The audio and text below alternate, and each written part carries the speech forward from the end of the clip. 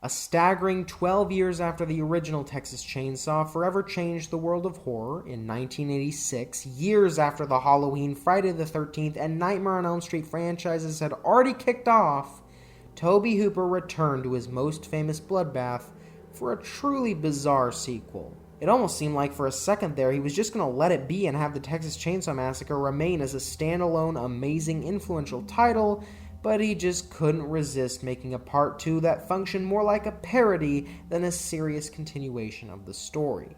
This move perplexed many, but I think it's refreshing and reasonable, as I truly don't see any reason for a true sequel to the original film. I get the feeling that such a film would just feel like an inferior retread, and I can't imagine that in this series. Right?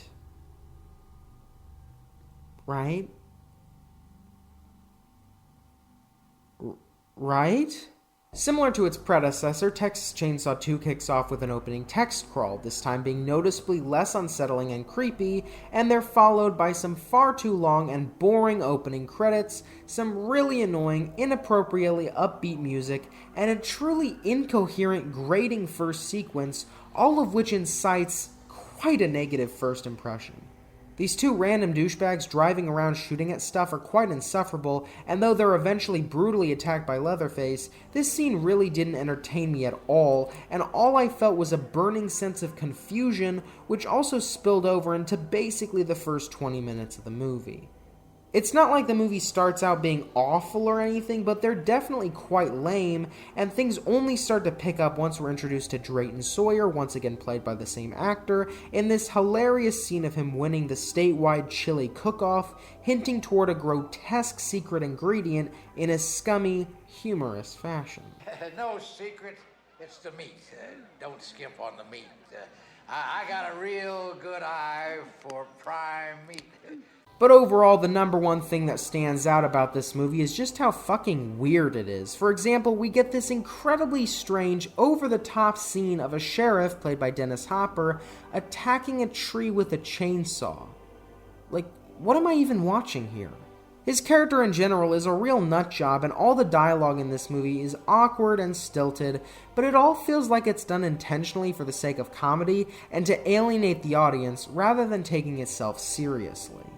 I guess you could say that while the first movie feels like a nightmare, this one feels like a drugged-up fever dream. This becomes far more apparent when our main character, a radio DJ named Stretch, encounters a man named Chop Top, played by the sensational Bill Moseley, and what follows is a fantastic, very tense sequence. Chop Top is this movie's equivalent of the hitchhiker, and his performance is similarly great and unhinged, but this time in a pretty funny way, rather than a terrifying one. We feel a lot of suspense as she tries to deal with him and escape, not exactly knowing what his motivations are, and it all leads into a legitimately startling jump scare. And maybe the new music's... Leatherface's introduction in this movie is quite fantastic as we continue to feel a sense of fear and dread as she traps herself in a small room with a sliding door that draws a clever parallel to the first movie's first scene with Leatherface, and he eventually busts through the damn wall to reach her. This is brilliantly contrasted with Chop Top's hilarious, rambling dialogue as well. Child, look what you did to my sonny Bono wig deal. Oh, God damn, I can't believe it. He really cracks me up, and that comedic relief combines with the fear and tension brought on by Leatherface and the eventual disturbing quality when he sexually harasses her with his chainsaw to make for a true whirlwind of emotions, most of which works well. Mainly the fact that Stretch is played in a very sympathetic way gives us a strong connection to her, granting the film a slightly more realistic tone. Slightly.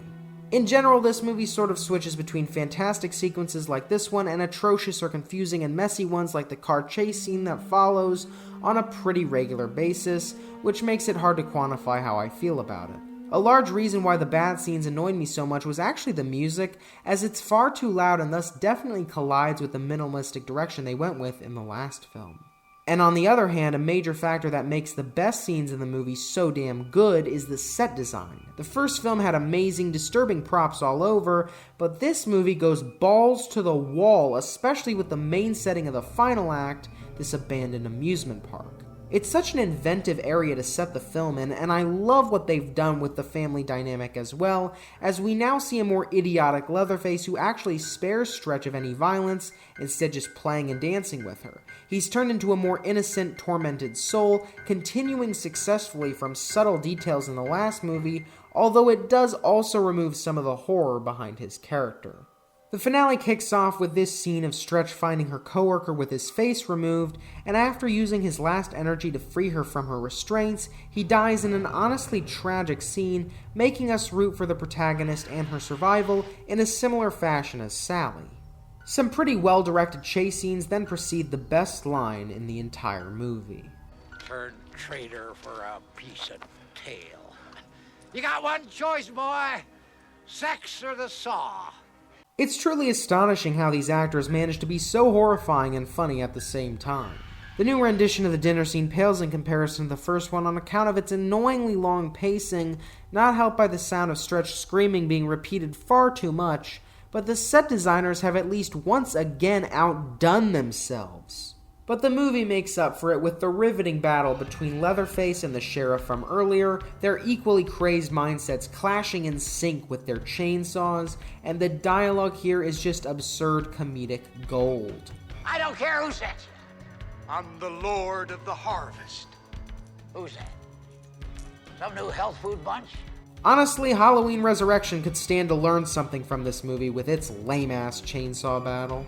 This combines with the exciting and dynamic chase between Stretch and Chop Top and the absolutely fantastic ending in the family's grandmother's crypt with the best practical effects in a movie chock full of them, a satisfying yet intense death for Chop Top, and a hilarious parody of the original's ending where Stretch does her own chainsaw dance to send this sequel off on a high note. You compare this great finale to the dinner scene, the opening, or even this awkward part on the staircase, and I think the dichotomy presented in this movie becomes clear. About 60% is full of great effects, sets, performances, fun jokes, and even some impactful scares, whereas the other 40% is awkward, stupid, annoying, and or pointless. And so, due to this division, I think it's only fair to give this messy but enjoyable, unique, and unforgettable sequel a 3 out of 5. Oh yeah, and the girl who plays Stretch in this movie also played the inflated lady from Leprechaun 3. What a career.